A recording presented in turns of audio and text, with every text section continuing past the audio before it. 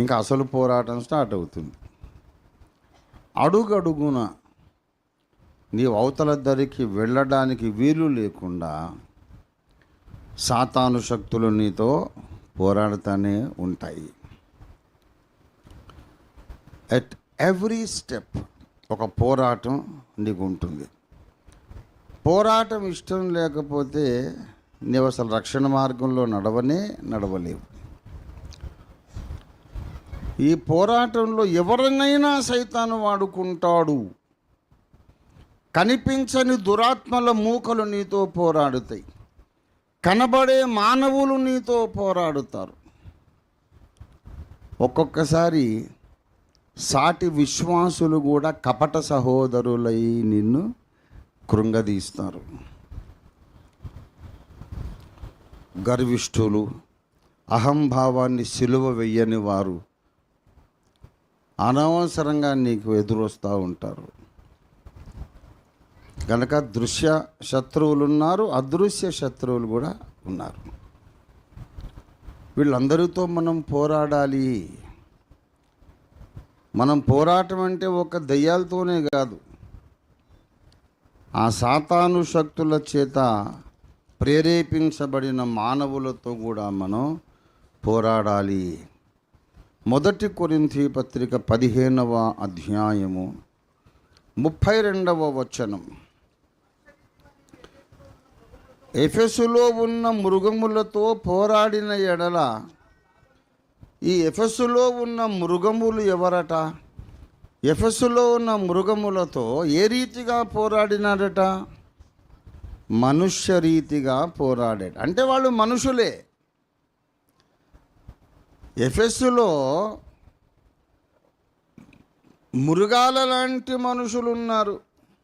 ఆ మృగాల లాంటి మనుషులు ఏం చేస్తున్నారంటే 1 కొరింథీ 16వ అధ్యాయము 9వ వచనం చూడండి. ఇన్ని పోరాటాలు, సాతాను శక్తులు మాత్రమే నన్ను ఎదుర్కొంటాయి, ఎదురాడి పోరాడుతాయి. సంఘంలో ఉండే విశ్వాసులందరూ నా పక్షమే ఉంటారు అనుకుంటే నీకన్నా అమాయకుడు ఇంకోటి లేడు. అవును, సాతాను దూతలు పోరాడతారండి. నాలాగానే నమ్మి బాప్తిస్మం పొందిన వాడు వీడెందుకు పోరాడతాడు? వాడికి నాకు ఒక రక్షకుడే కదా, ప్రామాణిక గ్రంథం ఒక బైబిలే కదా. అతడు నేను యేసు రక్తాన్ని ఆశ్రయించాం కదా. అతడిలో నాలో ఒకే పరిశుద్ధాత్మ ఉన్నాడు కదా. వాడెందుకు నాకు వ్యతిరేక అవుతాడు? అవుతాడు బాబు. వాడిలో యేసు ఉన్నాడు, యేసు రక్తం ఉంది, పరిశుద్ధాత్మ ఉన్నాడు, దేవుని వాక్యం ఉంది. అయినా వాడిని సైతాను వాడుకోగలుగుతాడు. ఈ స్టేట్మెంట్ మళ్ళీ చేస్తున్నా. ఒక వ్యక్తిలో పరిశుద్ధాత్మ దేవుడు ఉన్నాడు, యేసు రక్తం ప్రవహిస్తోంది, దేవుని వాక్యం బాగా తెలుసు, నూతనంగా జన్మించాడు. అయినా వాడిని సాతాను వాడుకోగలుగుతాడు. Devil can use that person. Why? How this happens? ఎందుకంటే అహం అనే మృగం లోపల ఉన్నందుచేత. I am important, I must be seen. నేను కనబడాలి, అందరికీ తెలియాలి అనే ఆ డిజైర్, అంతకన్నా పెద్ద దెయ్యం ఇంకోటి లేదు. అంతకన్నా పెద్ద దెయ్యం లేదు. నన్ను గురించి అందరూ తెలుసుకుంటేనే కానీ నేను ప్రశాంతంగా నిద్రపోలేను. నా ప్రతాపం అందరికీ తెలియాలి, సంహౌ అందరి దృష్టిలో అయితే పడాలి అనే దృష్టి ఉన్న వాళ్ళు 100కి 90 మంది ఉంటారు క్రైస్తవుల్లో. ఒకరిద్దరు ఉండరు. అహం అనే మృగంగాన్ని సిలువెయ్యండి. గండ్రగొడ్డలిలోని మొట్టమొదటి అధ్యాయం అది. నా బ్రతుకు కాలములో ఈ 45 ఏళ్ల సేవా జీవితంలో, నిర్విరామమైన వాక్య పరిచర్య జీవితంలో, ప్రసంగ పరిచర్యలో 45 ఏళ్లలో నేను చేసిన వేల కొద్ది ప్రసంగాలన్నిటికంటే అతి ముఖ్యమైన ప్రసంగం గండ్రగొడ్డలిలోని మొదటి అధ్యాయం వాడి అతి ముఖ్యమైన ప్రసంగం. గండ్రగొడ్డలిలోని మొదటి అధ్యాయం, వాడిని సిలువేసి చంపేసేయండి. వాడున్నంత వరకు నువ్వు పొందిన పరిశుద్ధాత్మ అభిషేకం ఎందుకు పనికిరాదు. ఆ అహం అనే మృగంగాడి నీలో ఉన్నంత వరకు నీకున్న కృపావరాలు ఎందుకు పనికిరావు. అహం అనే మృగం నీలో బ్రతుకుతున్నంత వరకు నీకున్న వాక్య జ్ఞానం ఎందుకు పనికిరాదు.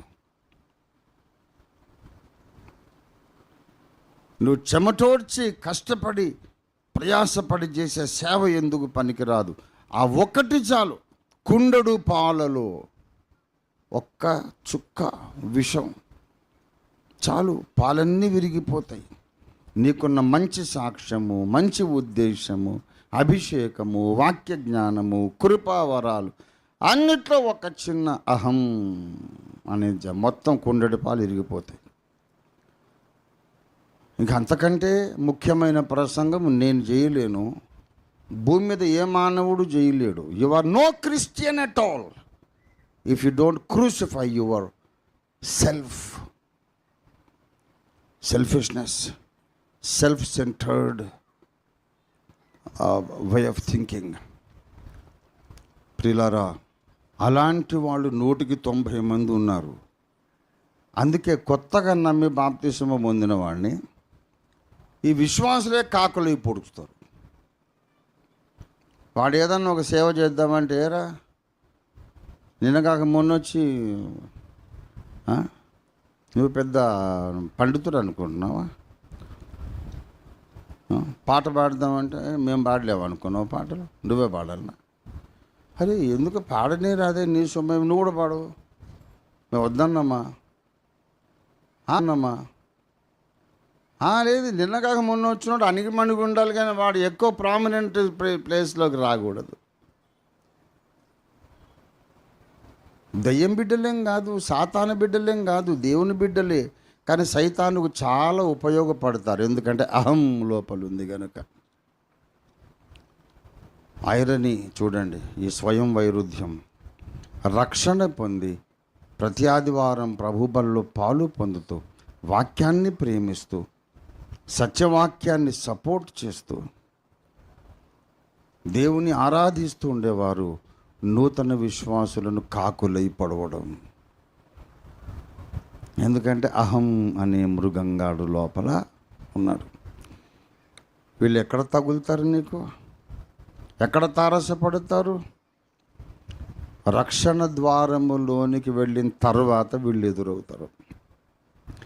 ద్వారం దగ్గర ఎదురయ్యే వాళ్ళందరూ విశ్వాసులు కాదు, క్రైస్తవేతరులు. వాళ్ళకి యేసయ్య అంటే ఇష్టం లేదు కనుక